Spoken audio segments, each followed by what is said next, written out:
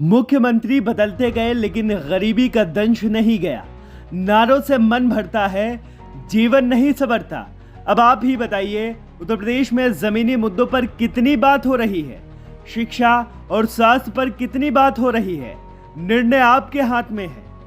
उत्तर प्रदेश का मतलब केवल राजनीतिक अखाड़ा नहीं, यूपी भी दुनिया के दूसरे इलाकों की तरह अर्थव्यवस्था की बिछाई गई बिसात पर चलता है।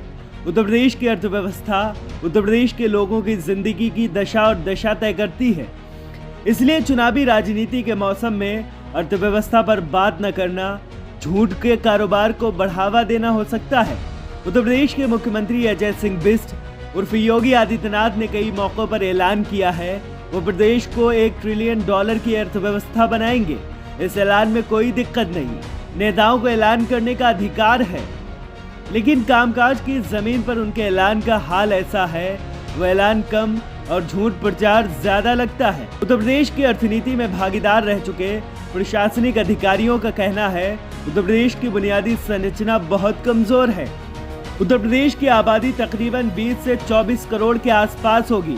आपको जानकर अचरज होगा कि तकरीबन इतनी ही आबादी पाकिस्तान की है, उसी पाकिस्तान की जिसका नाम लेकर हिंदुत्व की राजनीति उत्तर भारत में नफरत की फसल बोती है और चुनावों में काटती भी है। पाकिस्तान के प्रति व्यक्ति आमदनी 95,000 सालाना है, जबकि उत्तर प्रदेश की प्रति व्यक्ति आमदनी भारत की औसत आमदनी 95,000 से तकरीबन आधी यानी 44,000 प्रति व्यक्ति है। यानी उत्तर प्रदेश की अर्थव्यवस्था अपने सबसे करीबी रिश्तेदार पाकिस्तान से भी कमतर है। केंद्र शासित प्रदेशों और राज्यों को मिलाकर भारत के 36 इलाके बनते हैं। इन 36 इलाकों में उत्तर प्रदेश की प्रति व्यक्ति आमदनी 32वें पायदान पर आती है। यानी उत्तर भारत का ये राज्य जो भारतीय राजनीति का सबसे बड़ा प्रतिनिधि है, वहाँ के लोगों की प्रति व्यक्ति आमदनी से कम आमदनी भारत के केवल 4 राज्यों की है। यह आंकड़ा दशकों से हो रही उत्तर प्रदेश की बर्बादी का इश्तिहार पेश करता है।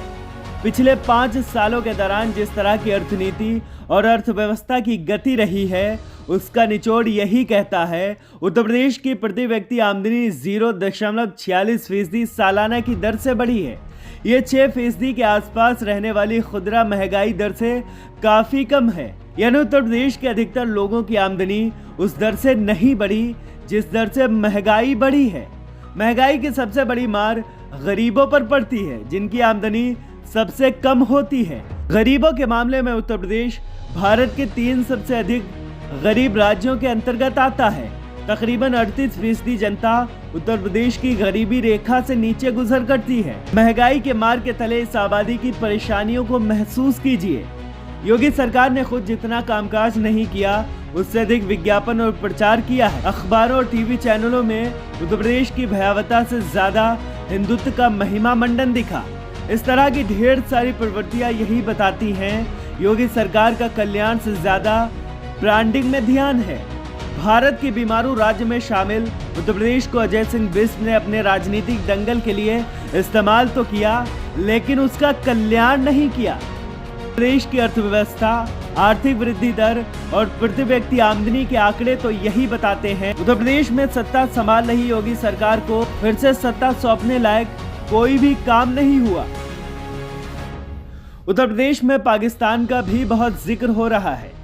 सवाल ये है, यूपी का पाकिस्तान से ना तो कोई संबंध है, ना ही यूपी की सीमा पाकिस्तान से लगती है, लेकिन उत्तर प्रदेश की चुनावी माहौल पर पाकिस्तान और जिन्ना हावी क्यों होते जा रहे हैं।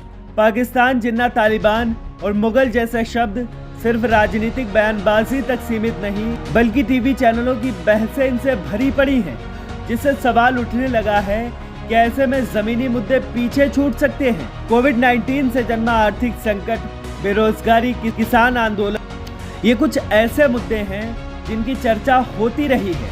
तो क्या ध्रुवीकरण की राजनीति ने जनता के मुद्दों को दबा दिया है? आज जमीनी मुद्दों पर बात नहीं हो रही है। गरीब मुक्त उत्तर प्रदेश, उत्तम उत्तर प्रदेश के नारे तो दिए जाते हैं, लेकिन उन पर अमल नहीं होता।